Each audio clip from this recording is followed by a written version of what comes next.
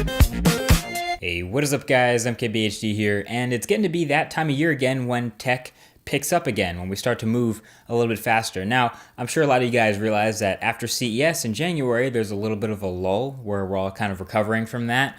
But now it's getting to be that point where we're speeding up and we're getting some new announcements and some new leaks. So as if the current generation of smartphones isn't good enough already, here are the 5 best upcoming smartphones to expect in the next couple weeks and months. Number 5 is the Moto X2, or the successor to the Moto X. This one's a little bit lower on the list because it's a little bit further off, so late summer for this one, so August or September maybe. But this will be the first smartphone that we see from the new Motorola after the Lenovo acquisition. So we haven't really gotten a whole lot of information about what exactly is changing behind the scenes at Motorola, who's staying, who's leaving, what kind of designers are going to stay on board, and what kind of philosophies will stay on board. So, I mean, the Moto X was a crowd favorite. A lot of people liked that phone, so it'll be interesting to see how much of those philosophies carry over into the next Moto X. If what we know about Motorola is correct, then we're not going to be expecting the highest end phone ever on paper. I mean, the Moto X was not the top of the pile in terms of specs, but for all we know, they could have been working on this phone since the day the Moto X came out, as far as we know, before the Lenovo acquisition. So when this new Motorola flagship finally comes out, it'll give us a better idea of the difference that Lenovo has made to Motorola and the direction they're headed in terms of flagships in the United States. Pretty important to distinguish the difference between the old Motorola and the new Motorola, and this new phone is going to help us see exactly that. Number 4 is the Sony Xperia Z2. Now this is definitely a high-end phone, and it's already in existence already. People who went to Mobile World Congress got to see it. I didn't go, so I haven't seen it yet. But if you couldn't tell by the name, the Z2 is the successor to the Sony Xperia Z1 that I reviewed. And I had my gripes with the Z1 that I talked about in the review video, some annoyances with the display and the flaps all over the phone.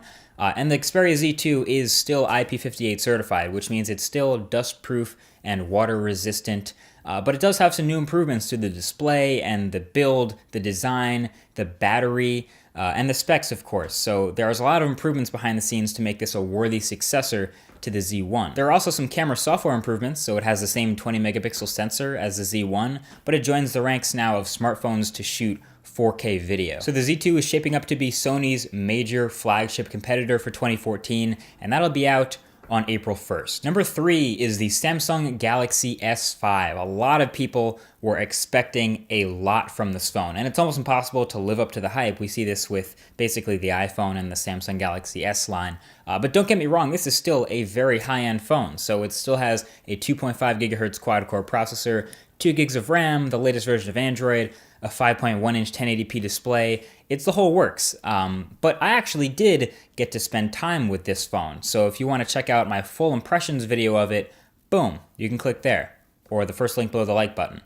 And that'll be what I think of the Galaxy S5. So you can click that, or you could, click it later. It opens in a new tab, so you can just leave it there and come back to this video.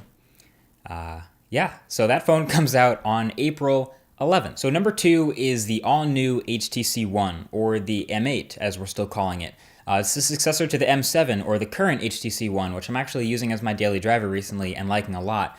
This phone we thought wasn't going to leak, and then we remembered it's 2014 and everything leaks, so we got a 12-minute hands-on review video of this phone comparing it to the One. It may not be the best video in the world, but it's the only video in the world showing this phone what it looks like in person, so you might as well watch it if you're as interested as I am. So look, this phone's all about build quality and design again. That's what it was all about with the original HTC One. That's what it's going to be about. That's the number 1 talking point again for the M8. And it looks like it's going to keep a lot of the same design features from the original One, including those front-facing speakers, but with a couple of little quirks about it. I mean, this slightly asymmetrical speakers and the slightly unnecessary chin, but that's okay because we already know this is going to be a very high-end phone again, as HTC does. And if you want to check out exactly what to expect, I also did a what to expect video. I'll just leave that link right below that like button if you want to watch that. So we learned very quickly last year after the One Max came out that it's really all about that one flagship. So we'll find out on March 25th exactly how successful HTC is going to look this year. So number 1 is the Oppo Find 7. Now this phone's a sleeper for a lot of people, but you know how I mentioned a lot of the previous phones plan on being high-end, top-notch, flagship caliber specs? By the looks of the teasers we've seen and what Oppo has shown us, or at least told us about so far, this phone aims to top everything. It aims to trump that whole race. It's trying to win the flagship spec war. They've teased a 5.5-inch 2560 by 1440 display, 2.5K, Snapdragon 805 processor, 3 gigabytes of RAM, removable storage, a removable 4,000 milliamp hour battery, and a recent leak suggested a 50 megapixel camera. 50? 50? Okay. Basically, the only thing we're not sure about with this phone is the design. So obviously the Find 5's design was very nice, but that was a sealed phone. The Find 7 is going to be an unsealed phone. So really, I'm very, very curious to see if Oppo can pull this all together into one flagship spec package. It seems like there's so much new stuff, it would be really difficult to pull it all off, especially the new camera rumors got me kind of nervous about what to expect with this phone. But I'm going to keep my eye on Oppo's social media as well as all the other companies that we mentioned in this video. And we'll see Oppo's new flagship, the Find 7, on March 19th. So what are you looking forward to most this 2014? If I nailed it, feel free to give this video a thumbs up. But there are plenty of other phones you could name. The Galaxy Note 4, the iPhone 6, the Nexus 6. Feel free to let me know what the #1 phone you're looking forward to this year is in the comment section below. And maybe we'll see some new things down there. Either way, all aboard the hype train. Thanks for watching, and I'll talk to you guys in the next video. Peace.